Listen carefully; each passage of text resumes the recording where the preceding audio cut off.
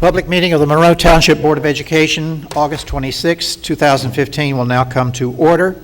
I would ask that any members of the public or the board, if you have cell phones, to please deactivate them at this time, since this meeting is videotaped and recorded.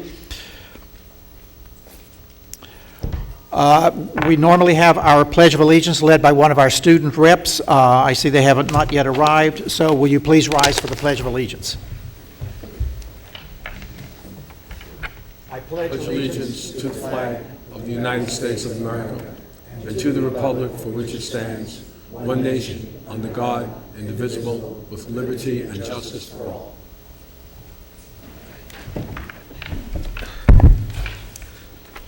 Mr. Gorski, roll call, please. Ms. Arminio. Here. Mr. Braverman. Ms. DeMayo. Here. Mr. Kaufman. Here. Mrs. Koloponowicz. Here. Mr. Nostine. Here. Mr. Poi. Here. Mr. Prezioso. Here. Mr. Ryback. Here. Mr. Zarneski. Here. Mr. Board President, you have a quorum present this evening. In accordance with the provisions of the New Jersey Open Public Meetings Law, the Monroe Township Board of Education has caused notice of this meeting to be published by having the date, time, and place thereof posted August 21st, 2015 at all schools, the Home News Tribune, Cranberry Press, and filed with the clerk of the municipality. Thank you, Mr. Gorski. Once again, this is the time for the student board members' reports, but they are not being here at this time. We will skip that and move on to a presentation on the anti-bullying school self-assessment grading. Hi, I'm need a mic.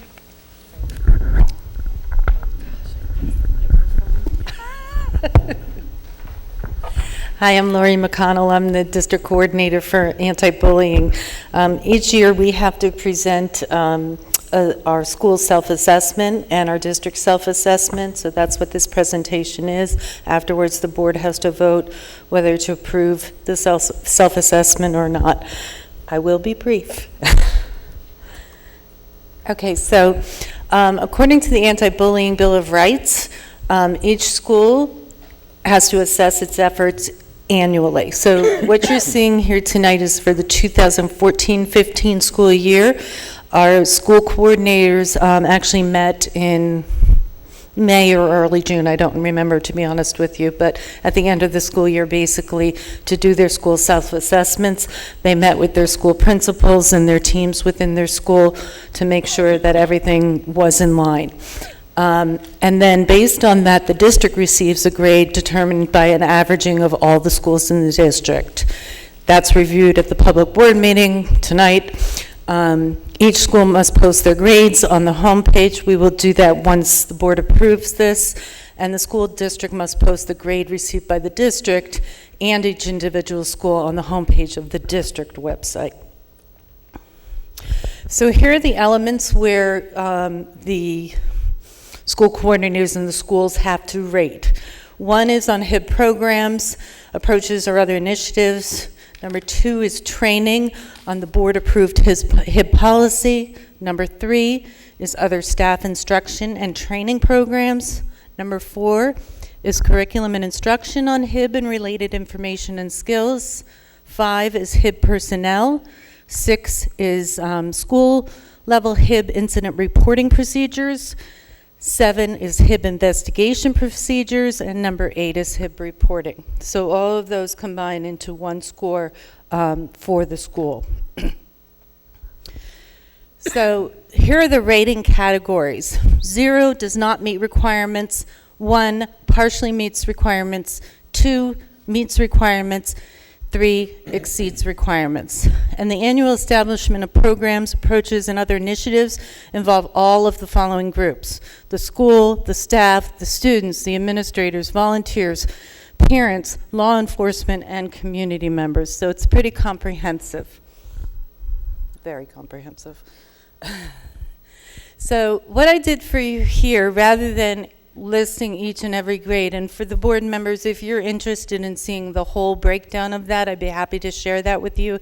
Just let Dr. Kozak or Dr. Alvik know, and I'd be happy to share that. But for the purposes of this presentation, we just put in the total score. So you can see, this is based on a score, the total amount of, total score you could possibly get is a 78. What I did for you was show you the 13-14 scores and the 14-15 scores. We're pretty steady across the board. You know, there might be a point or two. If you look at Berkeley, there's 3 point less, and the high school is also 3 points less, but most other schools are kind of moving up in the range.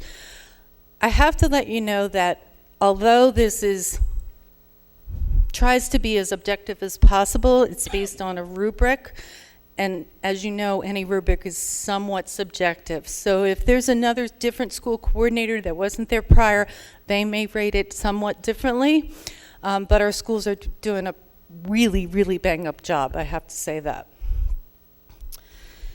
So, did you want to look at that any further? Everybody got that? Okay. So what's most important here is what are we doing right? What are our intervention programs? And what do we want to try to improve on? So here are some of the intervention programs that we currently have in our schools. One is Steps to Respect and Second Step. Another is Fish for Schools, one of my personal favorites. We do Responsive Classroom. That is pretty much done in the lower elementary schools. Character Counts is also in the elementary schools.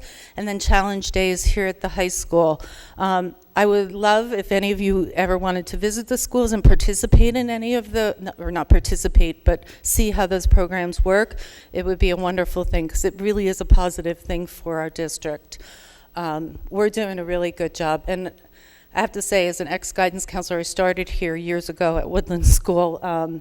You know, I worked with Step for Respect. I worked with Fish for Schools. I've done some character counts. So I know all of those programs are really, really incredible programs that have been research-based, and they're really top-notch programs. So that's really admirable for our district. So here are areas of strength. When we looked at the breakdown, as I said, those different, I think 8 elements, I can't even remember now, around 8 elements. We are doing a really good job of training our staff. We had a little bit of a weakness where all of our bus drivers weren't trained. Yesterday, I trained all of the bus drivers. So we're really trying to make a real effort to make sure we train everybody. And as per the anti-bullying legislation, we have to have 2 hours of instruction on HIB prevention in each of 5 professional development periods. What we do is probably do at least a half an hour each year. They usually do it either at a faculty meeting or something like that within the schools. So that is definitely being done. Our investigations are followed to the letter. We have had no problems. That was one of our highest ratings on this self-assessment. And then in curriculum and instruction, we are constantly being proactive to try and prevent bullying within our schools. And all of our schools observe the Week of Respect during the week beginning in the first Monday of October each year. And that would be another great time to visit to see what the schools are doing. So, of course, there's always a little bit of areas of potential improvement. Nobody's perfect, and yes, we would like to be, so to speak. One of the things we are starting to look at is a data system that will help us annually assess our HIB programs and approaches. That would also offer some training opportunities for our outliers, such as the volunteers and things like that. And so we're starting to look at considering reviewing some programs currently in use. We have some that we really like and we're probably going to move towards, which I'm really excited about, and so are my school coordinators. Training. The district would benefit from a system of program to provide training. And again, some of these online systems would provide that kind of training. Another thing I did this summer was develop a manual for anti-bullying so that we can reach those people that are a little bit harder to reach, such as the volunteers in school. They could come into the school. We make sure they understand what the anti-bullying is, and we move forward like that. Because some of those people are a little bit hard to, they're here, they're there. You can't do one big training and make them all come in. So we do now have a handbook that was reviewed by our board attorney. And then also, one of the things we would like to see a little bit more is additional training opportunities for our school anti-bullying specialists. So that's that. And that's it. Was that nice and short and sweet? Can I answer any questions? Yes. In regard to data, do we have we collected data that would show anything about the rate of recidivism? You know, the kid that keeps... No, but if we perpetually- move to one of those online, like, software type programs, we would be able to do that. And that's one of the advantages of that type of program.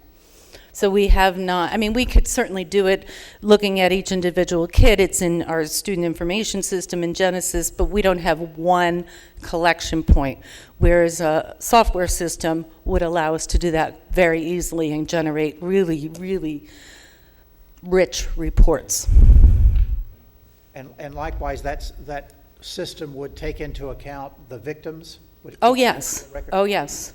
Yes. sometimes the Actually, victims- the one system we're really looking at, Dr. Kozak has worked with in prior districts, and also one of our, the new elementary principal over at Mill Lake had worked with that system. I am part of the Middlesex County meetings for anti-bullying, and there are a lot of districts moving towards it, and they have rave reviews. One, it's easier for school systems to use, but the reports that are generated really, and it also, in a legal aspect, really protects you in a lot of different ways, and that's very important, of course. Because I'm concerned with if there's a child that ends up being a victim multiple times, that child is likely to do self-destructive acts Absolutely. or destructive acts against others. And so if we can identify those children and then get them some kind of special help. And I will say, I mean, I think where the gap comes in terms of that is when a child moves from one school to the next, whereas this program would be able to show that from one school to the next. Obviously, you know, a sixth grader is working with the same counselor in 7th and 8th grade, so they're going to be aware, and then the counselors are basically the ones who are the anti-bullying specialists, so they're going to be aware of that and really working towards that. We try to not use just the same disciplinary actions, but it's really just as much about the victim and how we can protect that victim. It's actually more important, well, not more, but you know. I mean, bullies survive, but victims, sometimes they don't, Yeah, unfortunately. Yeah, and yeah. you know, I watch Ray Donovan, so I know. Ms. Arminio? That's a harsh show. It is, but you know, it's bullying, right? At its core. At its worst. I'm sorry, I shouldn't have said that. So is there a progressive discipline? I've never quite understood if we have a progressive discipline or a formula for people who are bullies. So here's what happens with the or- bullying. And excuse me, maybe it's not, discipline is not the right word, but a No, you're right. progressive action Yes. that is taken. You're right. You're absolutely right. It's a little dicey sometimes, and we actually just had administrative training on this last week, right? Was it last week? Time's flying. What happens is we have our code of conduct. So at the same time as a bullying investigation goes on, if it's an infraction of the code of conduct, that discipline is administered immediately. If it's not, and this is something we have to look at this year, we talked about last week, sometimes if it's just pure bullying and there's nothing in the code of conduct about that, we have to wait for the superintendent to review and make recommendations. But it certainly is progressive. I had a comment to that as well. I think one of the important things that Ms. McConnell also referred to are the proactive programs that the district yeah. employs, the character counts, the responsive classroom, all those type of programs I think are extremely important. And I think also based on cases that have occurred in other school districts, that's really what has come out, not just the discipline end, but how proactive are we to try to prevent some of these things occurring. Right. And a lot of the programs that I mentioned regarding proactive approaches really kind of also focus on the bystander and making sure they stand up for these victims. So that the research has shown that's really helpful in terms of that. Thank you. You're welcome. Anyone else with questions? Thank you, Ms. O'Connell. Okay, moving on to item 7. Essentially, there's a couple of remarks I want to make. This is somewhat of a continuation from last year. We had an ad hoc committee that met to look at the needs of the district in terms of overcrowded schools, et cetera. And they did report out, and one of the recommendations was that we go to a redistricting, which will be going into effect as of next week. But also that we look at future building needs. And so, moving in that direction, I wanted to take some time this evening to basically discuss the formation of an ad hoc committee. I know that it is the president's right and responsibility to appoint the ad hoc committee, but before doing that, I thought it would be beneficial for us to have some discussion. I met yesterday with Dr. Kozak and Mr. Gorski to discuss some of the ideas that I had been bouncing around on this appointing of the ad hoc committee, and thinking that its primary purpose would be to identify some potential future referendum and to suggest the scope of that referendum, what it might entail. So with that in mind, we knocked around some ideas during the course of about a 2-hour discussion, and I hope it won't be 2 hours tonight, but but a 2-hour discussion. And essentially, I think we were fairly comfortable with proceeding with the following, and I would just like to get your thoughts on that. In terms of the ad hoc committee, we would first appoint a steering committee. That steering committee would consist of 6 members selected from among the administration and the board.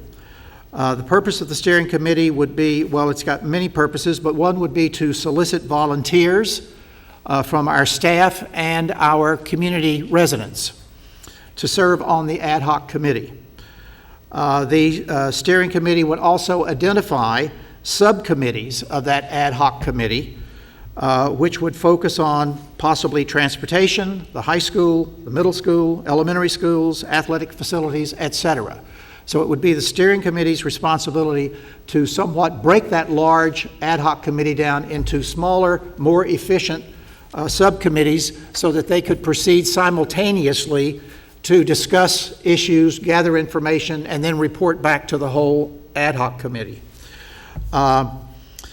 The steering committee also would investigate the advantage of hiring a referendum project facilitator. We understand that some districts have gone in that direction, and it has saved quite a bit of time as well as mistakes along the way. But we would simply look at, the advantages of that and then present such to the board. It would set a timeline for the potential referendum and monitor progress toward meeting that timeline.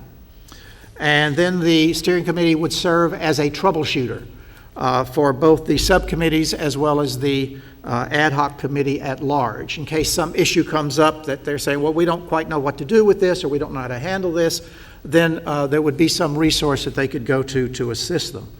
So that was somewhat the framework of what we were thinking about. And I would just like to know if you have any input, any points that you'd like to raise this evening before we proceed possibly along those lines. I got you. Rob? Right, you mentioned several buildings and groups of which should be looked at. We currently leased a building for special services for, I believe it was 2 years. What about also incorporating them into that, where we get a building or a permanent place for them? Because they've been moved around for the last, 4 or 5 years. I think it'd be about time we get them settled in where they can do the most benefit. Okay, thank you. Mr. Ryback? Well, it certainly sounds like you're off to a good start, at least conceptually. Do we have any consideration as to the size of the subcommittees? Because I know the ad hoc committee, there were some problems with the size of the committee, and people coming in who, joined and then left, and then new members just coming in at will and things like that. So to avoid these kinds of problems and to be as inclusive as possible, do we have any idea about how large these subcommittees are going to be? Well, we did talk about that briefly, and one of the advantages of having the subcommittees, which would be smaller, is that the people that are on that subcommittee would probably take I'm having a little trouble expressing it, but they would probably have a little bit more of a sense of responsibility of attempting to attend all those meetings, because it's not like, well, I'm only 1 out of 30 people, so it's not going to really matter if I make this meeting. Whereas if I'm 1 out of 8 or 10, then I might be a little bit more reluctant to just blow it off, and I might make every effort to attend. So we were thinking possibly of 8 to 10 per subcommittee, and then that means that if you had, if you had 6 subcommittees, you could have an ad hoc committee of 60 people. But the ad hoc committee would basically meet together only for purposes of hearing from the subcommittees and getting additional thoughts from those other members of that ad hoc committee who had not been on that subcommittee. It seemed to us to be a more efficient way of operating with that. Also, the subcommittee would focus on a particular component as opposed to everything. They could focus on that. They could probably get their work done more quickly in terms of a few months as opposed to an entire year or something.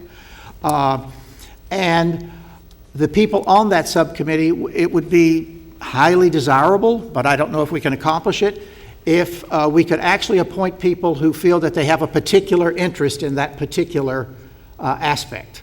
So, for example, if we're talking about do we need to do anything at the middle school, then we would possibly want to have on that subcommittee not parents of current middle schoolers, but parents of the children that would be, moving into the middle school at some future point. Likewise for the high school. If we had some, now transportation is a little bit tougher, because I don't know if that has the same interest, but yes, the idea would be 8 to 10 people per subcommittee.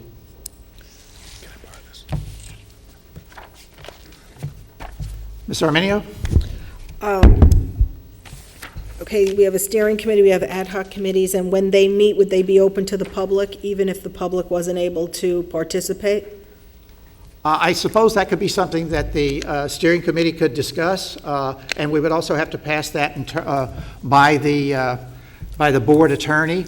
The fact is, we might have every member of the board on a subcommittee, but there would not be any quorum on any one subcommittee. The only time, though, that we might have a quorum present would be when the full ad hoc committee comes together, and certainly that would be appropriate then to have that open to the public. Right, I'm not, as long as there's no quorum, I have no problem with that. But I think the public should be aware as we go through things, because sometimes when we just present one item or one result or one conclusion, I think a lot of people feel that they haven't been advised or they haven't at least had the opportunity. And also, the community are going to be the people paying for it, so I would hope that we can keep them in the loop throughout the whole process. Yes, and I think with this setup, having the subcommittees come back together, let's say, if they started working, and this is all just, supposition or hypothetical. Let's say they started working on September 15th, which is not going to happen. But let's say they started working on September 15th, all of the subcommittees, and they had some meetings, a couple of meetings sometime in between there, then possibly by the end of October, they would be ready to report back on where they are, what they're thinking of, and that reporting would be done to the whole ad hoc committee.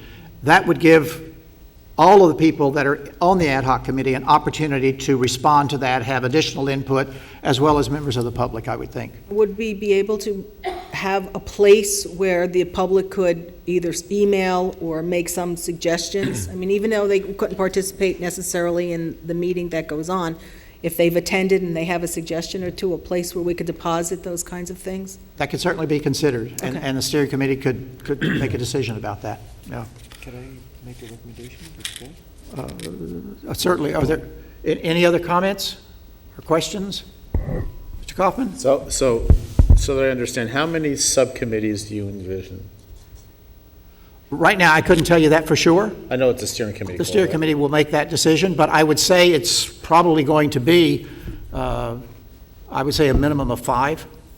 So if there's an issue, and let's say they meet once a month, and I don't know if they're going to meet on the same night or they're going to be staggered, because I don't know if the committee members of subcommittee A will be the same ones on B, or there'll be a blend or a mix, or There maybe won't be they'll any mix. exclusive. There won't be, each subcommittee will be separate from any other subcommittee in terms of membership.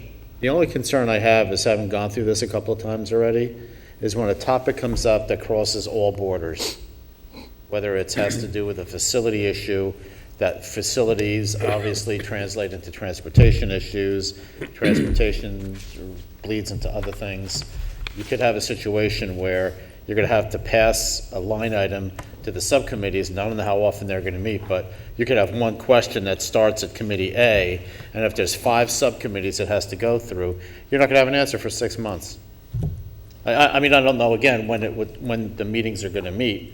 I just think you have to kind of think about moving the pieces through the cog, and how in the past when we've had these meetings, yeah, it's been a challenge, there's been a lot of people there, but the clear advantage in some cases, sometimes it does get out of hand. It's a little bit like trying to herd cats, right?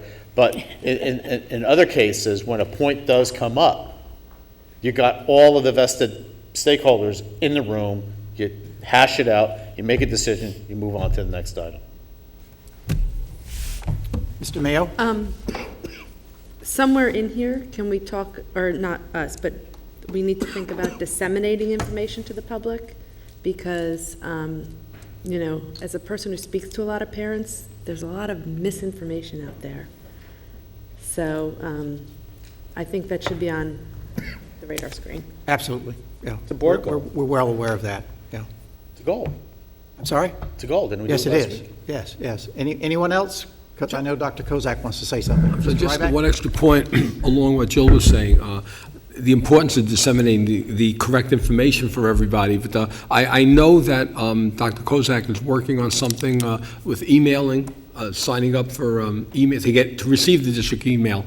I think this could be a perfect opportunity for us to reach out to the communities, especially the senior communities as well, so that they can have an understanding of what we're doing, why we're doing it, and have an ability to ask questions, and get the correct answers. Thank you. Mr. Nostine?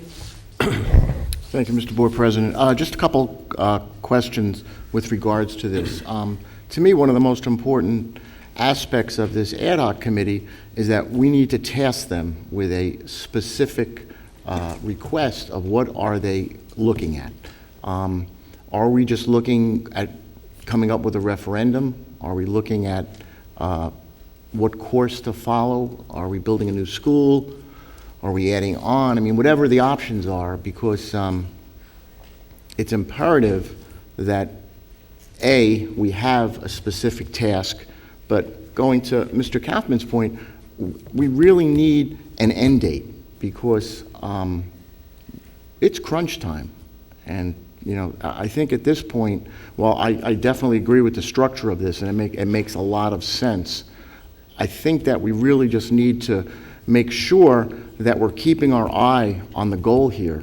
And it's great to, be all-inclusive like this, but we really need the help from the administration here to tell us, or tell the committee and the ad hoc committee, which way are we proceeding? And now, I don't know, because it was my understanding that was kind of almost part of the first ad hoc committee, and all that came out of that was that we need to look at, the building plan going forward.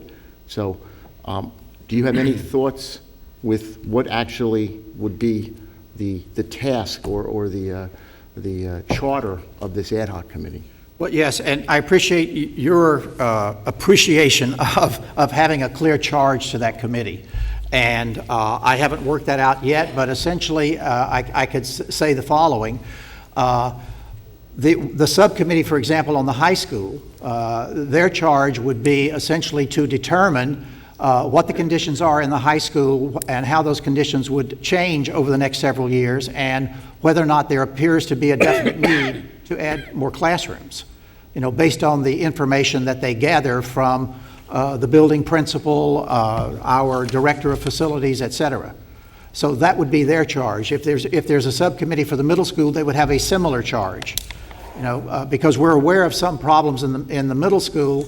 Well, how do they, based on the information they gather from that building principal, that director of facilities, and other people that might be involved in that, what kind of information, what does that information tell them about what needs to be done in terms of the future physical facility of the middle school? All right, does it need expanding? Can it be expanded? Is there a need for more classroom space, or is there a need for, well, we're pretty much aware that the cafeteria is reaching too large. They're just not, they can't handle the kids anymore. I think they're going to be able to do it this year. How many more years they'll be able to do that, not too certain. So that's what that subcommittee needs to take a look at, though. Looking at the enrollments that are rolling in from the lower grades into the middle school with some anticipated growth, with the demographer's report, trying to predict what are the needs of that building, the physical needs of that building. And similar would be true at the elementary school. Now that we've redistricted, well, how well are we going to be able to manage the student population at the elementary level, or do we need to expand the elementary schools in some way? Do we need some other structure than an elementary school? An intermediate school was once mentioned in the past. So we might have a subcommittee that would look at whether or not that's a reasonable alternative for solving some of the problems of both the elementary schools and the middle school. But yes, those will have to be clearly identified. Yeah. Thank you. Ms. Arminio?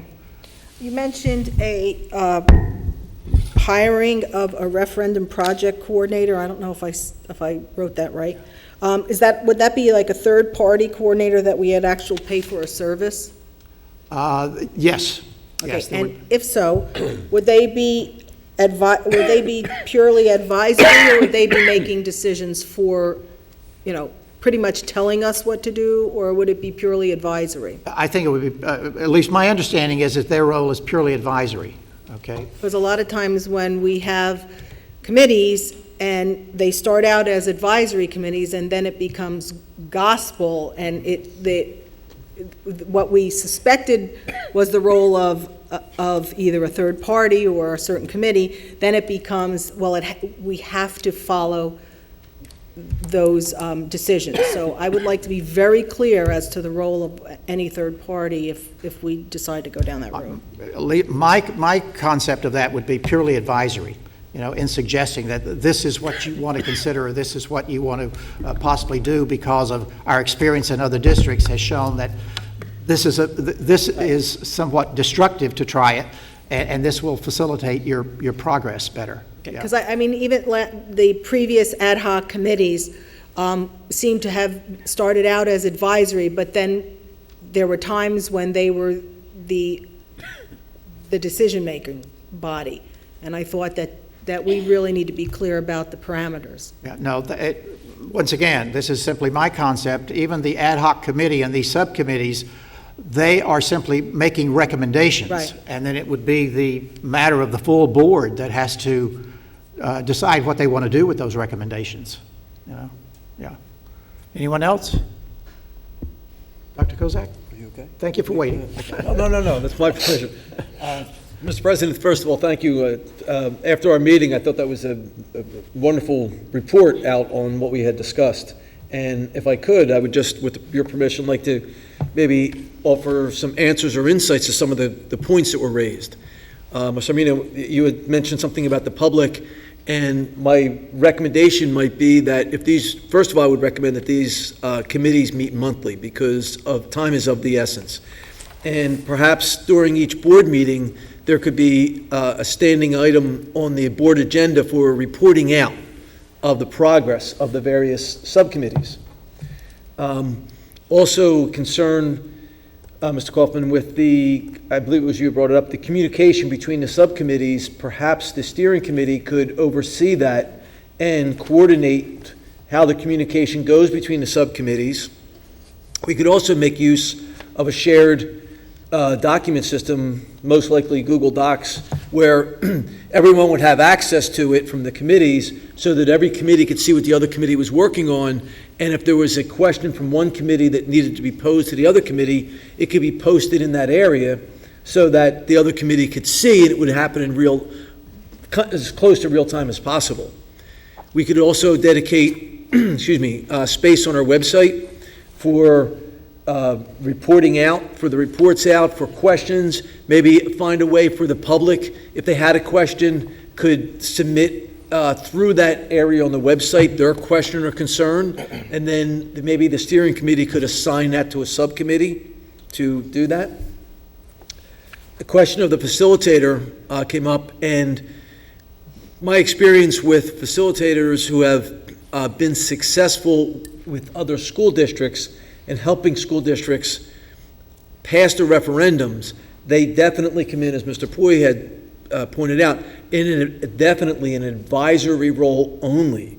Their role is to come in and help a district or help the Board of Education, kind of guide them through the process, avoid the pitfalls that have befallen, that other districts have run into, and offer advice on maybe the best way to communicate, on different ways to get the information out to the public, and most importantly, to have all the stakeholders in the district, in the community, represented.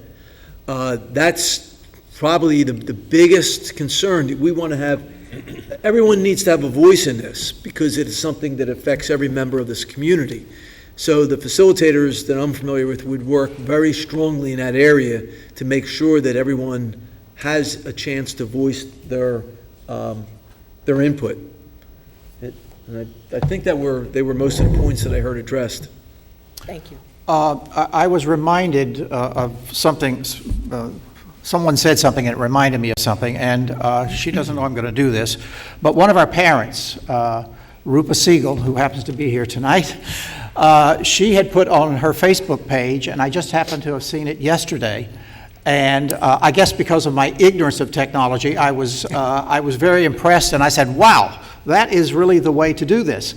And I mentioned it to Dr. Kozak and Mr. Gorski yesterday, but it was on her Facebook that if you want to receive, if you want to keep abreast of what's going on in the Monroe schools, just, click on this. And so I clicked on it because I wanted to see what would happen. I clicked on it, and immediately the sign-up page for his newsletter became available.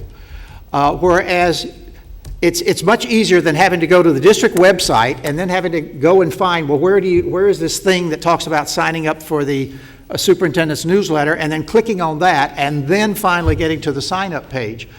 So the point I'm making is, and I think Dr. Kozak is possibly comfortable with this, I know I'm not, but is to possibly create a Facebook for the school district that would facilitate those kinds of things and communication.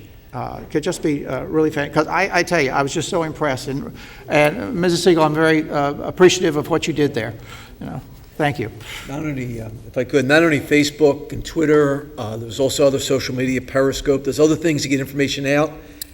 But also I was thinking, my plan is to attend all the back-to-school nights in September, and that might be a good opportunity for me to talk to the parents at each school to mention not only the newsletter, and when we send out the newsletter, we'll have that link embedded in there. So if they read the newsletter, hopefully on their phone, their tablet, their laptop, whatever, click, and it'll take them right to if they want to sign up for the newsletter, and that'll give us a chance to disseminate that information.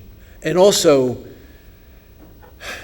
it was brought up, Mr. Rothstein, an app, right? You had mentioned. So we're looking into that, and the company that we're using already owns that app company. You had sent me information, I believe it was Edison Schools. I very much appreciate it. So we're looking into that to see if we can develop an app for the district, because it's easier to push out information and have it sent out to people's phones than have people go out and look for it. So thank you very much for forwarding that information to me.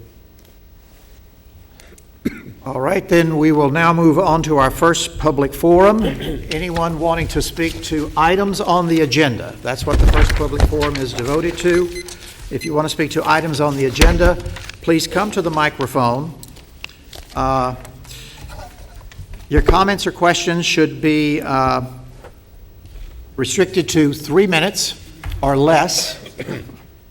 Please state your name, and if you have any group affiliation, include that. Your remarks should be addressed to me and not to any individual members of the board. And so I see at this time we have our first speaker, Mr. Klein. Mark Klein, 7 Crenshaw Court.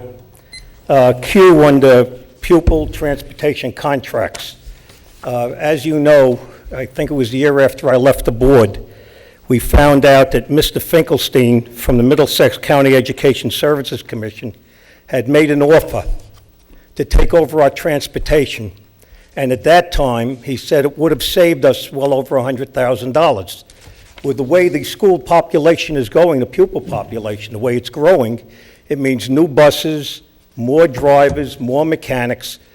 Shouldn't we look at something like that and getting them to take over most of our busing? Respond to that. That's up to you. Sure. Okay. Evening, Mr. Klein. There was a lot to that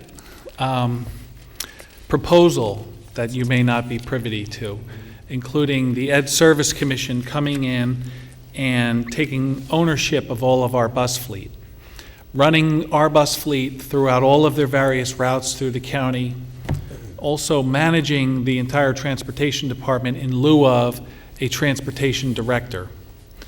And for that, I don't remember the exact amount, but you would receive a fee.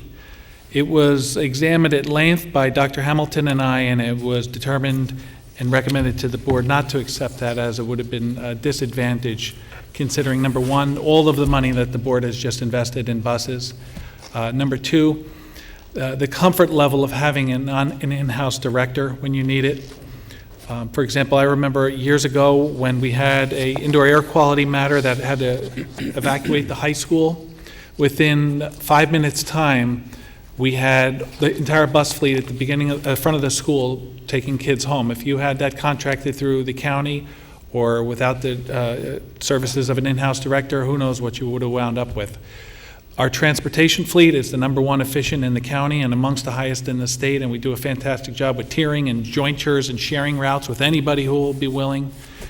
But that was not one that we recommended. Well, as far as our transportation department, that I knew. As far as Middlesex County, I didn't know what was involved. Because when I met with another ex-board member, with Dr. Finkelstein, that's all we were told. I didn't know what was involved, so evidently we are doing the right thing. And the last thing is I want to welcome Dr. Kozak. I wish you a lot of luck. Help us, and congratulations. Thank you very much. Thank you, Mr. Klein.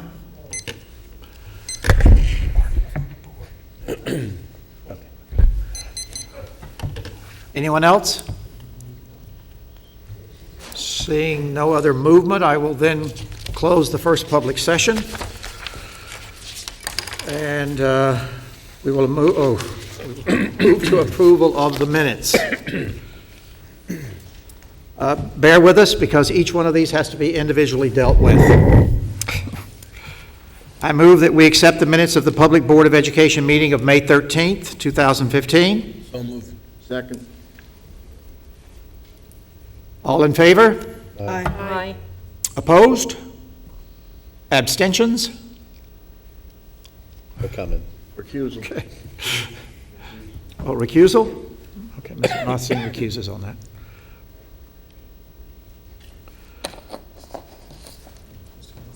Yes. Prezioso. I think it was Nostine recused. Okay. Yes. Okay, I move that we accept the minutes of the closed session meeting of May 13th, 2015. So moved. Second. Recuse. All in favor? Aye. Opposed? Abstain? Recuse?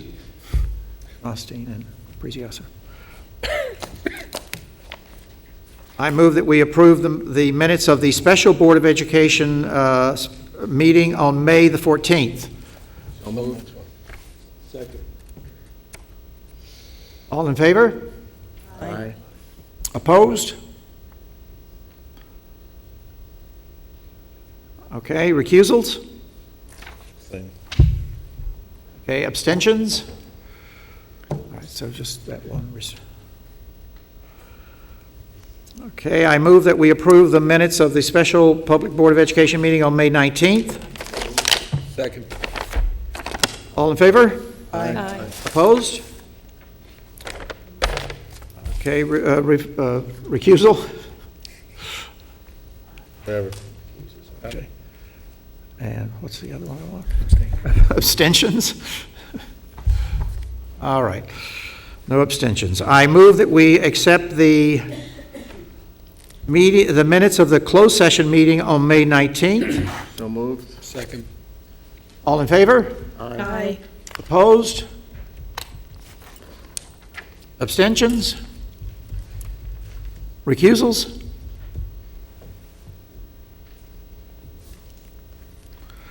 Okay, I move that we approve the minutes of the special Public Board of Education meeting of May 20th. So moved. Second. All in favor? Aye. Opposed? Anyone to recuse? Mr. Hoffman? Any abstentions? Okay. Which one are we on? Closed session. Okay, I move that we approve the minutes of the meeting, of the special meeting of May 20th. So moved. Second. In favor? Aye. Opposed? Recuse? Mr. Kaufman?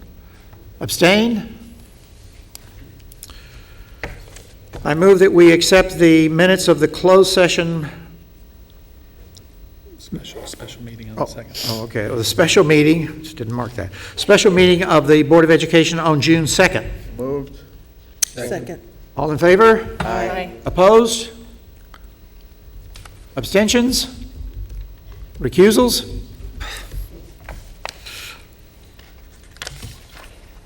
Okay, I move that we approve the minutes of the closed session meeting of June 2nd. Moved. Second. All in favor? Aye. Opposed? Abstentions? Recusals? I move that we accept the minutes of the special Public Board of Education meeting on June 8th. Moved. Second. All in favor? Aye. Opposed? Recusals? Mr. Coppin is recusing. And abstentions? Recusal on Prezioso, okay. And for the public's reference, most of those meetings were devoted to interviewing and discussion about our superintendent. So that's what all that was about. That was why there were so many special meetings during May and June. Oh, we didn't do that one? Sorry about that. We have one more to do. I move that we accept the minutes of the closed session meeting of June 8th. So moved. Second. All in favor? Aye. Opposed? Abstentions? Recusals? All right, I believe that finishes that. We will now move to committee reports. Are there any chairmen that wish to, or chairwomen that wish to make a committee report? You got one? Go, yeah. You can go. I can go. I'll raise my hand. Mrs. Koloponovich? Thank you. We had a finance committee meeting Thursday, August 20th, last week, and there was 3 things on the agenda. The first on the agenda, first item was in regard to additional student accident insurance coverage. Mr. Gorski provided the committee with information on the number of parents who have elected to purchase the additional insurance at their own expense for a low district negotiated rent. There was no cost to the district for this additional insurance. Last year, only 45 parents elected to purchase this additional insurance. Because of the low number of parents participating, the committee recommended discontinuing the offer. Those parents who are still interested in purchasing additional coverage will be directed to Bollinger Insurance. The district will no longer be distributing the insurance application information. Number 2 on the agenda, as requested by the committee last month in July, Mr. Gorski provided the committee with a financial review of the extended school year program. This program is mandated by the state to help keep the educational needs of our special needs students continuing during the summer. Currently, there were 125 students participating in this summer's program.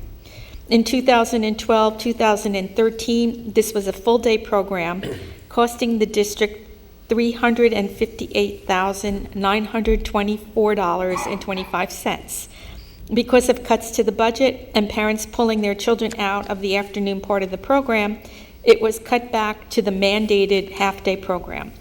The cost of this program has stayed steady for the past 3 years at $208,968.30, thanks in part to the MTEA contract, which has frozen stipends for the past 5 years. The committee reviewed, asked questions, and expressed their satisfaction with this program. Next month, or at the next Finance Committee meeting, we will be reviewing the new Falcon Care program. Lastly, we had an update on the current audit process. The auditors have completed and approved the following: the student activity accounts, payroll, minutes, and vendor lists, capital projects, and our enterprise fund. Our general fund expenditures are next to be audited, and so far, so good. And Mr. Gorski, I know there was something that came up with a potential issue by the state on pension plans and unfunded PERS and teacher pension and annuity funds that you can explain to the public much better than I can. Yes. Thank you. With regard to our comprehensive annual financial report, the state of New Jersey has contacted the district through an independent auditing firm that the state is desiring to come into school districts and audit information from pension reports pertaining to TPAF, Teacher Pension and Annuity Fund, and also PERS, Public Employers Retirement System. They are interested in determining the unfunded liabilities for both of those pension plans, and they will include that information in the state's financial statements. I reported to the committee that according to our auditor, that may cause a delay in the distribution of our report, which always comes out in October-November timeframe, because we're waiting for some critical information pertaining to PERS to include in the district's financial statements. The TPAF fund is the obligation of the state. The PERS fund, PERS, is the obligation of the school district. We pay an amount determined by the state each year to meet our obligation for that. However, there may be some unfunded portion as a result of this audit, and we will have to reflect that obligation. And I understand that the state may be offering long-term payment options for districts to manage that obligation once it's determined. I expressed concern that the district could waive that inclusion in the financial statements, but it would result in a modified opinion, and it would be very poorly received by the credit rating agencies and others. So that was not something I recommended to the committee. However, the alternative is that the financial statements might be delayed until the perhaps November, maybe December timeframe. And I expressed my concern about relevance of the financial data at that point. The committee understood and wished to include the PERS obligation once it's trickled down from the state into our financials, and continue with our anticipated unqualified opinion. And just to conclude, because of all the back-to-school nights scheduled in September and the beginning of October, we have not yet set a date for our next Finance Committee meeting. Can I ask a question? This state audit, does this happen every year? No. This is new for this year, and we will be having visitors from, I believe, KPMG visiting us to go through our payroll records and also pension reports to determine any potential PERS obligation. that the state will then aggregate and reflect in their financials. So, does the state do this like every 3 years, or? I would assume that this is going to be every year thereafter, but this is the first year that they've engaged in this. And so what has happened in the past with the peers, unfunded? What? The district was satisfied that we were paying our obligation annually by an amount invoiced to us by the PERS system. The state is concerned that the amounts that they have billed districts is not meeting the obligation, and that there may be an unfunded portion that they're trying to ascertain. So they may have improperly billed us? Yes, This ma'am. is their error? Yes, it's based on an estimate, and it may be underfunded. It's hard to say until we get all the information from school districts. And okay, so there's an independent auditor doing this? Yes, Being paid by the state? correct. Thank you. Any other questions Yes? regarding that committee report? Ms. Arminio? Yes, so are you referring to the August 3rd letter from the state of New Jersey, the treasurer? Is that in reference to this, the result of the New Jersey State Division of Pensions and Benefits, that letter that was in our package? Yes, Is that- ma'am. So, that review. Yes. So are they saying that the calculation may be that we're not funding our pension enough, or they're not funding their pension obligation? There's two different Right. obligations. Right. For TPAF, it's a 100% the state's obligation. Teachers, pension, and annuity fund, certificated staff are in that group. For PERS, that's other full-time employees who are required without option to be in that pension plan. The state estimates each district's liability and invoices them each year. I estimate an amount before that bill comes out, and I put it in the budget. Right. And then right before the final adoption of the budget, we receive that number, and I usually make a change for the final budget adoption in accordance with that. That's an estimated obligation that's being invoiced to districts at that point. Now the state feels that the aggregate liability may be greater than that, and they are going to some more sophisticated calculations to determine that.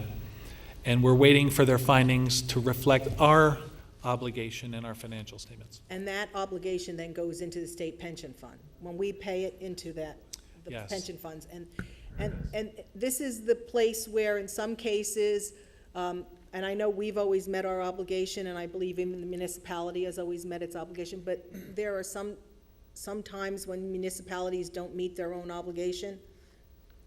That's correct, but we've always been on meeting our obligation for the most part. Absolutely. It's an obligation that has grown to the vicinity of about $1.3 million, $1.4 million now, so it's a considerable number. When I first started here in the district, there was no obligation for PERS. The state paid the full thing. So more of it's been being passed to the districts, and now the state's calculating the actual unfunded liability, if one exists, and we'll have to reflect our portion in the financial statements. That would be beyond our control to calculate what our unfunded portion That was would going to be my next question. Is there any way we could object to that calculation or dispute it? Could we hire our own if it's way off? Perhaps. Because this is really just the way the administration wants to put more burden on the district. And if they feel that we're either at par or above, are they going to take the surplus funds? I mean, that's been, the state has asked for surplus funds from municipalities, correct? In some cases, okay, sorry. I know you can't answer for the state, I'm just worried about it. They did in 2010. Right. They took all the surplus funds. Mr. Kaufman? So in my head, I'm laughing so hard I could barely hear what Michelle is saying. Because in the past, we can't get the state to confirm the dollar amount by any type of formula of how much they owe our district as far as funding. And if I understand this conversation correct, now the state is coming into our pocket and using some other new calculation of which we can't vet of whether or not it's true or accurate, and they're going to come back and say, oh, yeah, you're going to probably have to give us some more money back, right? If it wasn't so laughable, I mean, it's unbelievable that this stuff is going on. And I know from a lot of people in the audience, and I'm not going to look his way because he knows where I'm pointing. And he knows exactly. He's he's dying right now that there's no public forum right now. But, it's just mind blowing to me that we're in this kind of position to have to deal with this. You know, I'm just vetting here. So sorry. Anyone else? Okay, next committee report. Oh, yeah, I got one. Mr. Kaufman? So yes, we had a curriculum committee meeting tonight. We went over a couple of things. Dr. Kozak was nice enough to talk to the committee about the audit for special ed that we talked about in depth last week at our goals agending meeting, and he provided the committee with a nice, I guess, example of Burlington Township's special education audit. It was very good conversation, I think. A lot of good topics were brought up. I made the recommendation that the administration, as we kind of move forward in this process, to go forward and do a self-assessment so we can do an analysis of where we think we are with special education in advance of the audit. And then this way, when we get the audit come back, we do a nice gap analysis between the two. And hopefully there's a lot of synergy between things that we think are challenges and things that the auditors have deemed to be something that we may need improvement on. Because clearly, if we have a lot of synergy between the two, that's kind of a good thing. If we have a complete disconnect where we have apples from our own internal process and oranges from the external audit perspective, then we might have a lot more disparity that we need to kind of figure out where that happened. But it was a nice, good conversation, and I think it's a good process. I did remind the committee that, keep a couple of focus things in mind. When audits are done and things like this, it could not be a cost savings in the end. You could wind up needing to spend more money. So just keep that stuff in mind. It's not always going to net you money back in your pocket. And again, we have very unique services here in Monroe Township. We offer a lot of things in-house that we had been bringing back in-house over many, many years. And questions were brought up about, costs per, what Monroe does in other districts. And in this realm, it's very hard to compare the true apples to apples across different districts, because you can have children with special needs, 2 or 3 or 4 of them that could have over $100,000 worth of special needs. That could clearly tip the scales when it comes down to assessing cost if another district or another group of districts don't have that level of exposure. So it's going to be a very interesting thing to go through this process, I think, at the end of the day. We went over a whole series of curriculum updates for Spanish 1, Spanish 2, AP Spanish, Language Arts 1 Honors, Language Arts 1, as well as Honors Pre-Calculus.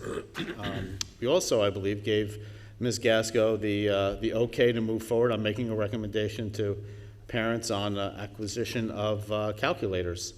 So that was a nice move forward. We also had, unfortunately for Bonnie, about 3 minutes remaining in the committee session, which will carry over to next week, to talk about the Science Olympiad type of competition, as well as the next generation science. So more to come on that from our next meeting. That's it. Can I just say something, just to add something? Are there questions on this report? I just wanted to add that we found out in the committee that we had never audited special ed before, so I thought that was important to note. Oh, one other thing, just a thought I just had. They're going to come in and they're going to tell us a lot of kind of things to do and how to look at practice and policies and procedures and what have you. Kind of learn what they do, because we might be able to kind of do this for other areas. And if we learn what they do, it's not building a rocket, right? We're not going to Mars here. It's going through a process, figure out what they do, and we can leverage that knowledge to look at other subject matter areas. Good point. Just a point of clarification, and then I'll allow other questions. Point of clarification. I think the curriculum committee basically gave its blessing to proceed to look into having this audit done, but it will require the full board to approve of that audit. Okay, all right. Just so everybody's clear on that. Any other questions or comments on that report? All right, any other? Mrs. Arminio? This is for the policy committee. We met and I'm just going to go briefly over some of the policies we discussed. The first one was a bylaw 14144. It was a board member orientation and training. One of the significant changes on that was that board members shall not be authorized to attend the New Jersey School Boards Association workshop and exhibition in Atlantic City if they're, and I'm paraphrasing, if their term is expiring and they're not filing a nomination petition for the next election. Believe it or not, there have been some previous board members that have gone to Atlantic City even though they were not filing a petition for re-election. The next one is student assessment. I think this is on the minds of a lot of people. That's policy 2622. There's a lot of mandated language that comes with this. I would encourage parents interested in assessing the Commissioner of Education shall implement a system related to the schedule of statewide assessments to evaluate student achievements. That's the first line. It's a mandated policy. Again, it is found on the website, correct? Yeah, I believe so. Okay. Yes. It's 2622. There are a lot of deletions and a lot of changes, and I would encourage parents to review that. Gifted and Talented program, also a mandated program, and it is not too many changes, but there are some additions. So I would ask that parents look at that. Gifted and Talented policy is 2464. And that's extensive as well. The policies that are presented tonight are for the first reading this evening. There is some room between this reading and the next reading in September that would allow for discussion, consideration by board members as well as the public. So please, if you're interested, take a look at the websites and take a look at these policies. High school graduation is another one discussed, also a mandated program. And when I say mandated, we are subject to some of the language given to us by the state through the legislature. So some of the language is not in our purview to really change, but it's important for our parents and our students to know about it. So high school graduation, a mandated program is 5460. And there was a school foods program that was also changed. There was a bill from the legislature signed by Governor Christie, 2015, and it is the school services program, and that is policy 8500. Not on the original agenda, but was discussed because there were some concerns brought to the committee by parents, was the policy, athletic competition policy 2431. And there was particular discussion about the medical examinations, and the committee is still taking a look at that. Thank you. Mrs. Arminio, while I'm thinking of it, I'm going to request that the policy committee take a look at, and I can't give you the bylaw number, but the bylaw that deals with the order of our board's agenda, specifically focusing upon our closed session and our public forums. I know there are some boards of education that do their closed session at the beginning of the evening, and this way anything that comes out of that can easily be brought up in the regular meeting. And also, it's a little bit more convenient for parents, or if we have students here or teachers here, to know that they don't have to come quite as early to the meeting. So that would be one point that I'd like for them to consider. And tied in with that would be our public forums. Okay, and that may also be not just policy, but the Open Public Meetings Act in the state of New Jersey does govern a lot of that, so that would be something that we would have to ask the attorney to also review. The Open Public Meetings Act has some pretty, and then some lawsuits and everything that have explained decisions about that. So it would have to be in conjunction with what the Open Public Meetings Act will also suggest. I understand it has to pass muster by the legal department, but if you would just Yeah, take a it's look not at just a that. policy issue. Yeah, yeah. Mr. Nothstein?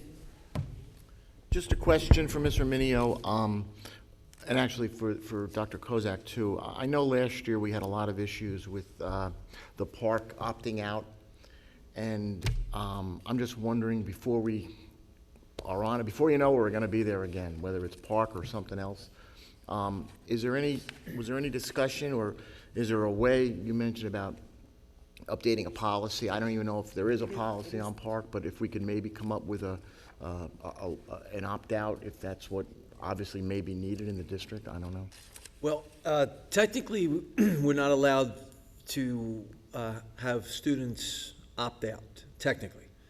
However, as all districts in New Jersey experienced last year, there were parents that refused to have their children participate. And we were looking for guidance from the Department of Education, because they're the mandates, that's the department where we follow the mandates from. And I don't want to be too critical, but they didn't help us out a lot. They didn't provide a lot of guidance. They kind of left it to the districts to figure it out.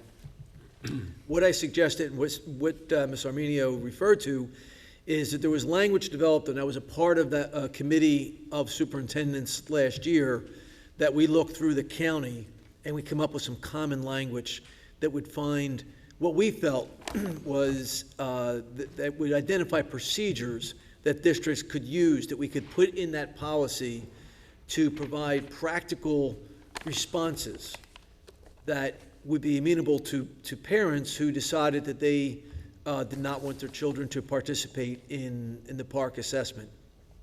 And I'm going to get that language, I'm going to share it with the policy committee, which will then share that language with the Board of Education and the public. And hopefully that will address some of those concerns that parents have. So that was in that, so that one of the policies, that was already been looked at, is what you're saying? Yeah, so it's a student assessment, the student assessment policy, and we should be able to put that language right into that policy. It won't affect the state mandate, but it really spells out for us how we can address parents who decide that they do not want their children participating in that assessment. I mean, it's really, it's more like a procedural, what do we Yes, do? Which is, absolutely. okay. It's more procedural, Okay, absolutely. excellent, thank you. Sure. And also, the high school graduation policy 5460 does talk about some scoring, and it talks some park and passing scores and things. Yes, exactly, thank you. Last year, the state decided they have to still come up with a cutoff score, and I don't think they've determined that yet, for what cutoff score the students have to pass in order to graduate. But since they didn't have that, in lieu of that, they offered many options to school districts throughout the state for students to determine that they've met the eligibility requirements to acquire a high school diploma. And Dr. Alvich is going to keep me straight on this if I don't say it correctly, but things like if they achieved a certain score on the PSAT, the ACT, the Accuplacer. There was a number of different assessments that were released that would, for the time being, until it is determined by the state what the passing score is on Park, and I think we're looking at possibly another year or two away for when Park becomes the definitive assessment for students to be able to graduate high school. And hopefully that answered your question or addressed it. Okay, thank you. Any other questions or comments on that report? Are there any, Mr. Kaufman? It's not on the report, but since we're policy shopping, Yeah. I have I guess a question / concern. As I understand it, there's a growing, I guess, phenomenon going on in the district that Some kids are getting pulled out of school either before the school year ends or for extended vacations or what have you. I would ask the policy team take a look at our attendance policy to make sure that, it's fair and equitable across the board. Children that are sitting in a classroom every day, that are participating, because participation is a big ticket item, that are participating every day, should be, reviewed and assessed the same as kids who are maybe off or out of school for a couple of weeks that are optional. I'm not talking about out for medical reasons or what have you, but for optional, right? It's not fair that we have this inequity. Just to take a look at, are we addressing to make sure that kids are in our schools as long as they should be and they're being assessed equally across the board?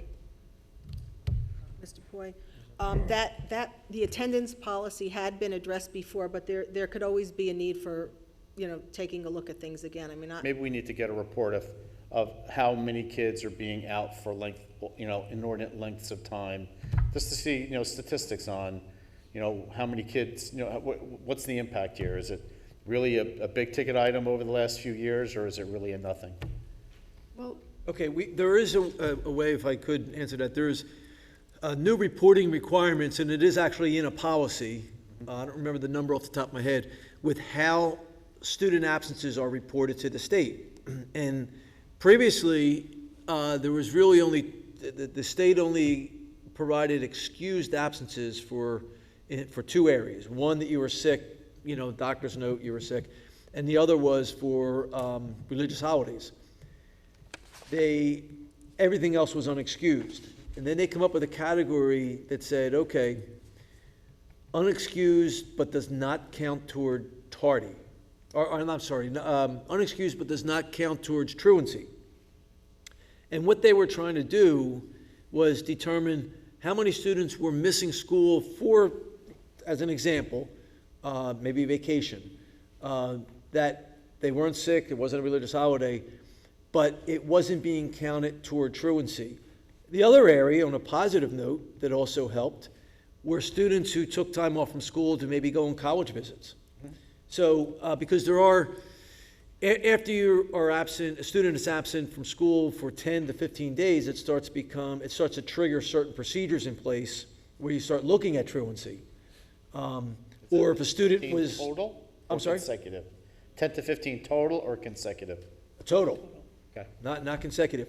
There were also students that for maybe participated and won a certain award and went for an educational program in another district. So there's a lot of different things with that. But I would ask if you could just be a little more specific as to what you mean by being equitable across. Well, I think, just me, I think that when students are in the classroom and they're participating, that's a big portion of when kids are being assessed and reviewed on what they've been able to accomplish in the school year. Sure. Right? Interaction with group work or interaction with other students or what have you. Sure. And if a student, like you said, is out 10 to 15 days in a school year and red flags start to get raised, and then at the end of the school year, the student who's been out 10 to 15 days is in effect going to be assessed or reviewed the same way that a kid who's been in class 100% of the time. It's not fair. There has to be, if you're out 10 to 15 days, besides the truancy thing, there has to be an impact to the assessment over the whole school year. Yeah, that's raising, if I may, Mr. Poy, answer that. That's raising some philosophical questions, and not that I disagree, but I'll just present a different, like an argument, if you will, that could be made. The goal is for a student to demonstrate their knowledge of or their skill in a particular area. That's the overall goal. By the end of this course, by the end of this year, students should be able to, whatever grade it is. If a student can demonstrate that knowledge and that skill, and they're only in school 160 days, and another student is in school 180 days, but they both demonstrate proficiency at the same levels. If we kind of penalize the student who is only there in school for 160 days, are we really doing that correctly, or should we have that be assessed in a different way such as knowledge of content area and then participation. So it's shown in a separate column, a separate manner. The student's not here all the time and not there participating, even though he or she does demonstrate their knowledge. Yeah, I just don't want to see a habitual issue of testing out, right? If the student is knowledgeable, like you said, Right. in theory, if he's a super genius, he doesn't have to attend at all. If he could take all the exams at the first day of school, if he could take the exams for the final, right? Yeah. Knowledge, yeah, okay. Then we move the student up, we differentiate yeah. the instruction, Right? instruction. So but there's got to be a that's- balance, Yeah, right? yeah. Okay. Okay. We'll certainly take a look at that. Are there any other committee reports? Okay, then we will move on to the superintendent's report and recommendations. For those of you following along, this begins on page 3. Thank you, Mr. President. If I could, I would just like to mention a few things before we get into the action items. First, I would like to say is that I know there's been a concern with sports physicals, and just to let you know that I've been working very closely with members of the administration to address the issue, not only currently, but looking at ways to improve the process as we move forward. And I feel that we've gotten a lot of good information and in how we can certainly improve the process moving forward. And I certainly want to just extend my appreciation to the parents for the patience and understanding in the process so far. I know there's been quite a bit of concern, and I certainly respect that, and I wanted to say that we are working very hard to address that. You had mentioned the district newsletter already, and there is already on our website. I would please encourage everyone to please go to our website and enter your email address and I think phone number as well, so that we can send that a text. But we're going to be expanding this as we move along, so that people that like to receive their information on their phone, through a text, through email, it'll be your preference to how you receive that information. But we do want to expand the areas of communication.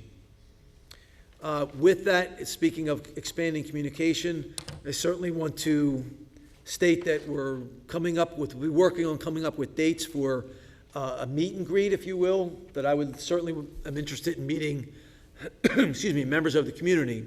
And hopefully I'll have some dates that I can mention during the back-to-school nights. There are so many back-to-school nights in September that probably the first meet and greet will probably be October, just because most of September is already booked.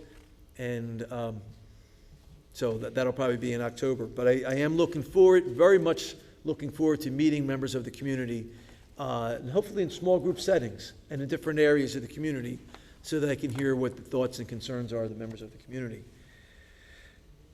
We had a wonderful summer administrative workshop, a leadership retreat last week, and a lot of professional development occurred with our leadership team. And again, Dr. Avich did a great job. And a lot of good information was obtained during that. I just wanted to say in public a huge thank you to our custodians and our maintenance, especially at our middle school.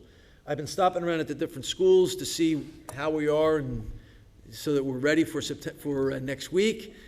And if you see me twitching, it's because I get a little nervous around this time of the year. And I walked in the middle school today, and it was my Italian friends say marone. I walked in, I was like,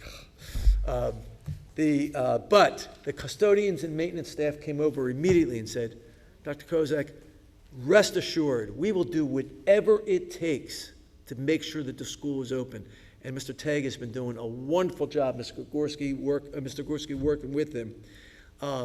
They assured me that they will be ready no matter what it takes. Weekends, Labor Day, we're going to make sure. They're doing a tremendous job. And maybe at a future date we'll be able to publicly recognize them for that. But certainly brought my blood pressure down a little bit after meeting them and talking to them. And certainly at the other schools as well. As I visit the schools, they're working so hard. They're really doing a great job. Sometimes people say, what do you do during the summer? Well, come on and take a walk with us, and we'll show you. Our teachers are in setting up their classrooms, are getting ready. Had a good fortune of meeting a number of them and talking to them. Great people, really, really wonderful to see the excitement, see the passion. Looking forward to the coming school year. It makes me excited. I can't wait for the school year to begin. And certainly also our 12-month staff that's been working not only all year long, but really this summer, working very hard.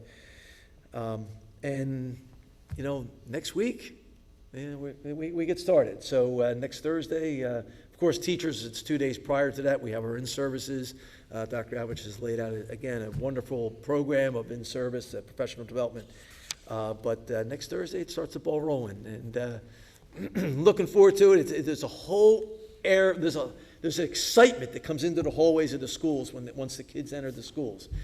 So it's really an exciting time. And again, to the Board of Education, I'll be looking for programs to go visit, and I certainly, God bless you, I certainly would love for the board to, if you have the availability, to come and visit some of the programs with me.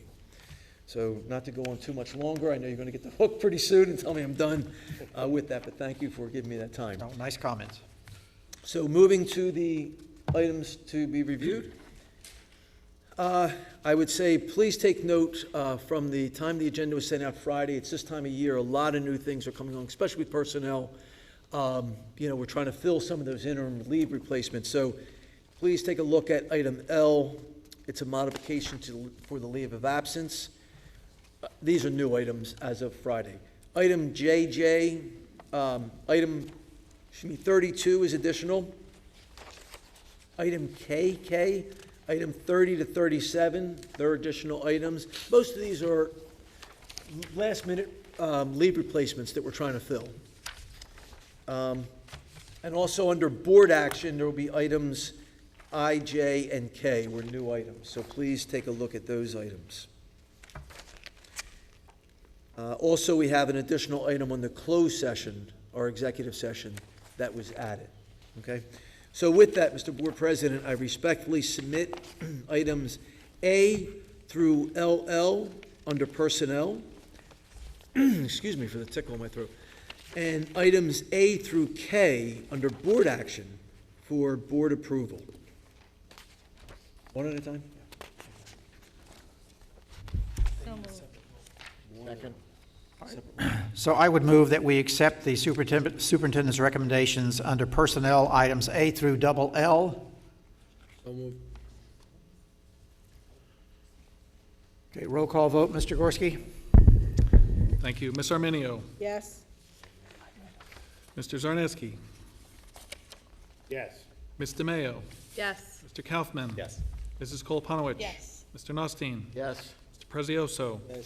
Mr. Ryback. Yes. And Mr. Poi. Yes. Mr. Board President, personnel items A through LL passes.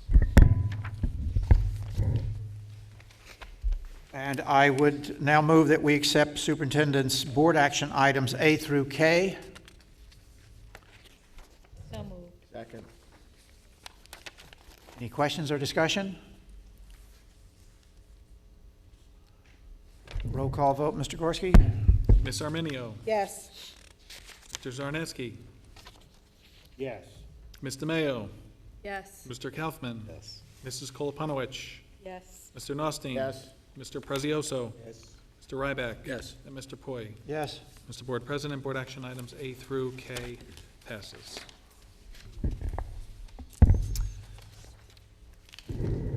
Does that conclude your report, Doctor? Yes, it does. I'm sorry. That concludes my report, Mr. President. Thank you. I forgot to say that.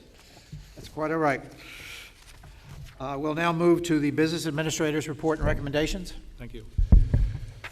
Mr. Board President and members of the Monroe Township Board of Education, it is recommended that board action items A through T be approved by consent roll call.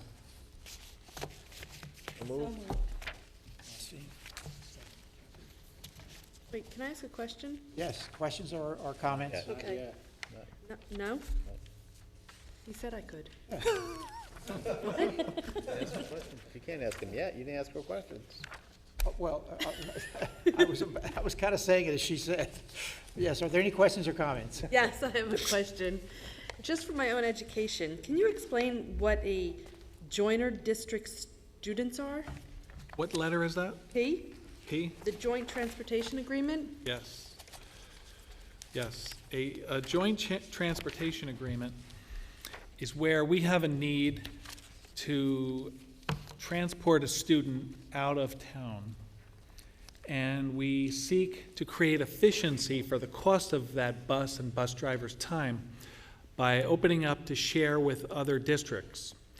So if a 54-passenger bus would have half the students in one district and half from another, we would share all the costs of that route equally.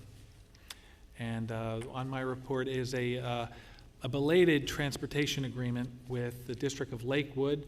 We had trouble getting the agreement from them, and getting an agreement from them in the format that I would recommend to the board. It is here, and we're satisfied with it. Thank you.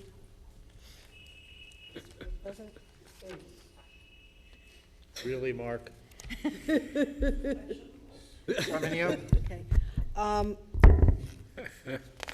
Business Administrator's Report, Board Action J, Trade in of Property. Certified purchasing agent may include the sale of property no longer needed for school purposes. Is this a housekeeping item, or are we in line to do something with land? As the business administrator, I put this on my report in case the need arises during the year, which I would further include in my report, as we did with the iPads. You know, that was an instance where I went through curriculum, was well discussed and deliberated. The board passed a resolution specific for that. I have the authority as a purchasing agent to do so, and I just put these on as boilerplate like you had said. Okay, but it doesn't matter, does this have any boundaries in terms of, or parameters in terms of price? I mean, after a certain number, does this hold to like the $36,000 for bids and things like that? It's been my practice to take any trade-in of property, whether it's a retired bus that we're trading in for salvage value or iPads, to the Board of Education, again, through committee and resolution. Oh, this is not real property? I'm sorry, I thought this was of real estate. No, this Okay, is... I'm wearing two hats here, This sorry. is mainly equipment. Okay, I apologize. Thank you for the clarification. So to K, we're just talking about, General authorization to purchase goods and services under state contract. I thought we were buying and selling property. Maybe a lake, you know, a mountain. I wasn't sure if we were going for I that. picked out a nice resort. Okay, thank you for the clarification. Mr. Gorski, I do have a question about item O. I know each year we have this Employee Assistance Program Plan Agreement that we approve. One question is this something that we're required to provide by the state, or are we providing it through the negotiated contract? Yeah. That's a good question. It is not required by the state, nor is it part of a negotiated agreement. This is a long-standing contract that the district has had seeking a service to provide employee assistance. And it's often a great tool by administration, for example, where we see a distressed employee. It could be marital issues, it could be substance abuse, where that is our only authority to send and direct somebody out for counseling or an evaluation as a means of last resort. So it has been used extensively in the past for that purpose. I could think of 3 instances since I've been here in the 16 years where we have required an individual to seek assistance and show completion in this program. It is a bit costly, and I'll admit the numbers that are provided to me that show statistics on use are a bit low. Because that was going to be my second question. How much is this actually used? I would have to check the most recent report. I don't know offhand. It's not used often, as I said, but when it's used, there's a real need for it. We could take it to committee to study it further if you wish. We have changed the provider once of recent memory to get a more efficient rate. And it's a service, again, just for everybody's knowledge, that's available as a confidential call-in by any staff member to seek assistance in any kind of troublesome area that you may have in your life. Could be stress, could be job, could be harassment, could be drugs. And you speak with a certified health provider, I believe it's a psychologist in most cases, who will take you off the ledge, so to speak. Yes, Ms. Arminio? I might be under the misconception. I was under the conception that this is really a referral network, not a counseling service. Does this do, like, find a referral for the employee and not really do the actual counseling? It does both. There is okay. a provision for counseling, and then if somebody is in need of more intensive care, there is certainly a referral to another more structured environment. But is it like a hotline then, too? Yes, that's Or the like a main purpose, hotline? is it's a hotline. Okay. And, again, these reports that come to me quarterly from the company show utilization from all areas of the district. Clerical individuals call, all the way up to administrative level, who call in and seek assistance for various needs. And if it's not a contractual, I guess with the union or anything, can the district actually request an employee? Is there any power behind that the employee is expected to actually take advantage of the program? Yes, and as I mentioned before, that's the only tool that Dr. Kozak and I have if we see an employee who's really in dire straits. We can require them to call this and participate here. We have no other means to force help on the person. And it has been utilized in the past, and we could certainly put it on the Finance Committee to study for a future meeting if it's warranted. Thank you. Okay, any other questions or comments? Mr. Ryback? I'd just like to make a comment about the employee assistance. We had that in our district in New York, and very glad we did, because it was utilized. Again, as Mike said, I'm not sure, how often it was, but I know that my colleagues, other administrators, referred people, employees to it. It's a wonderful thing to have rather than have somebody fall off the cliff. And if we could save one or two people, employees, part of the family of the district, it's well worth it. Okay, anyone else? All right, then we'll do a roll call vote. Ms. Arminio, Yes. Mr. Zarneski, Yes. Ms. DeMayo, Yes. Mr. Kaufman. Yes. Mrs. Cole-Panowicz. Mr. Nostine. Yes. Mr. Prezioso. Mr. Ryback. Yes. Mr. Poi. Yes? Mr. Board President, Board action items A through T passes, and that concludes my report. Thank you. Okay, I just have a couple of comments in terms of the Board President's report. Again, I want to thank all the members of the board as well as the administration with the time that we spent last week.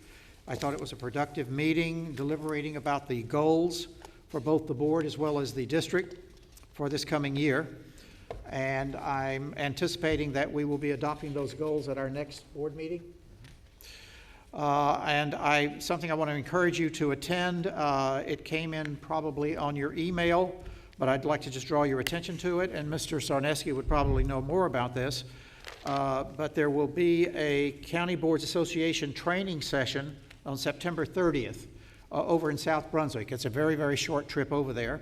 It's in the evening, and you get a dinner as well. The topic will be Park the Next Steps, and the presenter is Dr. Barry Ehrlichson of the New Jersey Department of Education. So both the board and administrators are welcome to attend, but you have to register for that. When is that again? It's on September 30th. And unfortunately, I will be out of town at that date. Otherwise, I would have definitely gone. I think it could be very informative. Okay, finally, we had approved, tonight we approved several high school, what I call high school academic after-school programs. the CMAC, the foreign language, something or other, the history forum, various programs that we approve after school. And I have requested for Dr. Kozak to provide us with information in terms of last year's use of those programs by our students. You might recall that I had requested that similar information from our prior superintendent. Unfortunately, we never received it, so I'm confident that we will receive it this time around. I'm not asking for it now, but Just a clarification. Yeah. Oh, wait. Clarification, I spoke to Dr. Alich. I believe there were some numbers provided last year, but I wasn't here. But for this coming year, the numbers of the students that participate in these activities, their attendance is recorded. There are a number of activities. And Mr. Byer, our athletic director, does keep track of this. And what I would like to offer is if we could do it semi-annually, because that's when the reports come in, so it would encompass fall and winter. So we could do a mid-year report and an end-of-year report, and it would be able to break out the information as to the number of students attending any one of these given programs, maybe the average daily attendance or whatever data we have on that. okay, and we certainly would look forward to that, but that's not the information I'm referring to in this particular case. To help clarify what I'm speaking of, it's in tonight's agenda, and it's under personnel. For example, how many of our students are using the writing lab? How many of our students are attending the after-school science club? Mr. Byer does not direct those. No, but he keeps He has statistics on it. supervision of it? Yes, he Oh, does. I'm surprised about that, Yes, because he I thought he does. just did clubs. No, he does clubs and all activities like that. Oh, and these others? Yeah, so we will have information on all those clubs. Yeah. And please understand me, it's not a matter of they don't have value for our students. I just want to make sure if we're spending the money that they're being well attended by the students. Absolutely. Or do we need to cut back and not offer it every day, but every other day, certain days of the week, whatever, to make it a more costly, efficient program. And I believe that's it in terms of the president's report.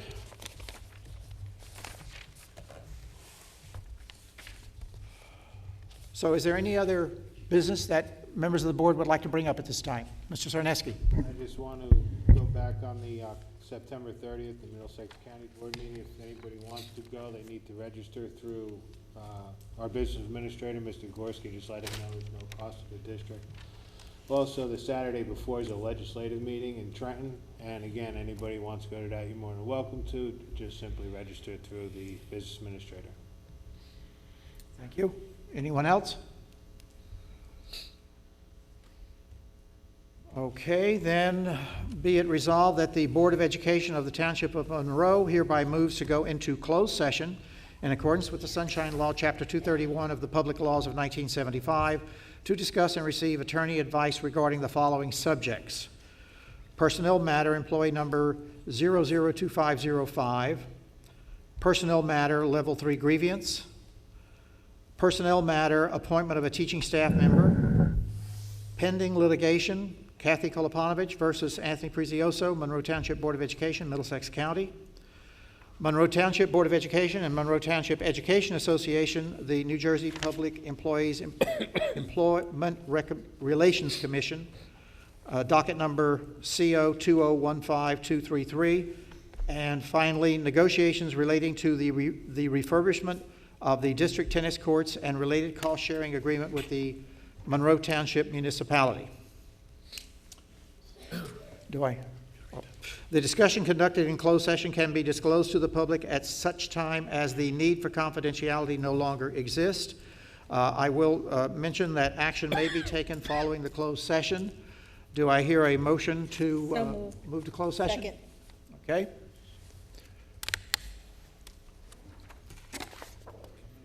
All in favor? Aye. Aye. Opposed? Abstentions? Recusals, okay. Then we will move to closed session. The board will now return from closed session, and I believe we have some resolutions that are going to be read. Yes. Mr. Boyd? Yes. Jill is not here yet, if we needed a vote. Oh, I'm sorry, I thought everyone was here. She went to the ladies. All right, then we'll hold up a minute. Okay.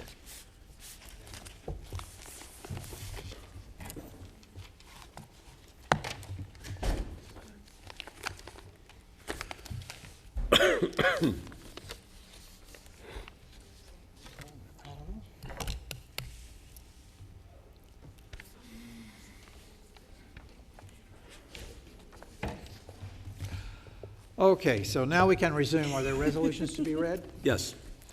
Mr. Ryback? Thank you.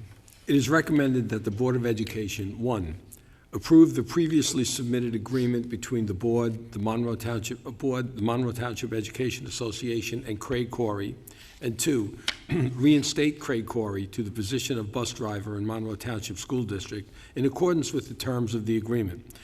The Board President and the Business Administrator Board Secretary are hereby authorized and directed to take all necessary steps to implement the aforesaid agreement. Okay, do I hear a first? I move it. Second? Okay. Mr. Gorski, roll call vote? Ms. Arminio? Yes. Mr. Zarneski? Abstain. Ms. DeMayo? Yes. Mr. Kaufman? Thank you. Mrs. Kolpanowicz? Yes. Mr. Nothstein? Yes. Mr. Prezioso? Yes. Mr. Ryback? Yes. Mr. Poi? Yes. Mr. Board President, motion passes. Thank you. Mr. Ryback? Second one. It is recommended that the Board of Education hereby denies the Level 3 grievance regarding employee number 001770 dated July 1, 2015. The Superintendent of Schools and the Board's Business Administrator Board Secretary are authorized to take all steps necessary to implement this action of the Board of Education. So moved. Second. Okay, roll call? Ms. Arminio? Yes. Mr. Zarneski? Abstain. Ms. DeMayo? Yes. Mr. Kaufman? Used. Mrs. Kolpanowicz? Yes. Mr. Nothstein? Yes. Mr. Prezioso? Yes. Mr. Ryback? Yes. Mr. Poi? Yes. Mr. Board President, motion passes. Thank you. And Mrs. Koloponowicz? It is recommended that the Board of Education approve the previously submitted settlement agreement in the matter entitled Kathleen Kolopanowicz versus Anthony Prezioso, Monroe Township Board of Education, Middlesex County, Agency REF number C13-14 OAL, docket number EEC 09925-2014N. The Board President, the Business Administrator, Board Secretary, and Special Counsel to the Board are hereby authorized and directed to take all necessary steps to implement the aforesaid settlement agreement. So moved. Second. Roll call? Ms. Arminio? Yes. Mr. Zarneski? Abstain. Ms. DeMayo? Yes. Mr. Kaufman? Yes. Mrs. Kolpanowicz? Yes. Mr. Nothstein? Yes. Mr. Prezioso? Yes. Thank you, sir. Mr. Ryback? Yes. Mr. Poi? Yes. Mr. Board President, motion passes. Okay, are there any further resolutions to be read tonight? All right, then that will conclude the meeting. Our next scheduled Board of Education meeting will be Wednesday, September 16th at 7 PM. Public here in- session. One more public. What? Public session. Oh, you're right. Anyone from the public session? Oh, we have one. Hey, I see someone. Yay! Somebody had a ticket for the team, so I waited it out.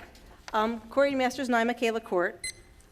2 questions. One, how many children are scheduled to be in the 6th grade for the coming school year? Does anyone know? 6th graders registered? 6th grade. Sixth grade, I don't think, I have that with me. I could get that information. I don't know if I have it currently. I got the 7th grade numbers from someone else, so I was just wondering what the 6th grade. Since they made a 7th grade team, an extra team, I know they were trying to add some additional sections for 6th grade. As far as language arts and, all right, well, that's my second question, why you could see if you have that information. And the front of Applegarth, the concrete there with the cones that's been there for the last, 6 months or so, is that going to be fixed before school starts?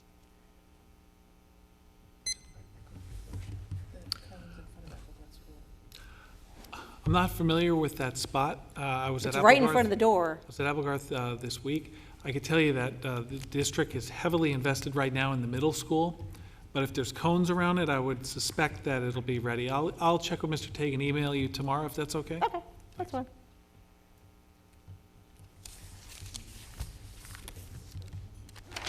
You just want to email me the sixth grade information? You don't have to keep looking. The enrollment? Yeah. I can certainly do that, sure, yeah. I normally have that report in here. As you can see, there's a It's thick fine, binder. I'm that's- just not sure where, It's all docs. where that is in there. It's late, and my 8-year-old will be up in the next 4 hours, so it's fine. I just wanted to. Oh, just now. I'm good. Okay. Good night, everybody. Thanks. Thank you, Ms. Masters. All right, so our next scheduled meeting of the Board of Education will be Wednesday, September 16th at 7 p.m. here at the high school. Is there a motion to adjourn? Aye. Second? Not yet. Tom seconded. Okay, all in favor? Aye. Opposed? Mr. Boyd? Yes, sir.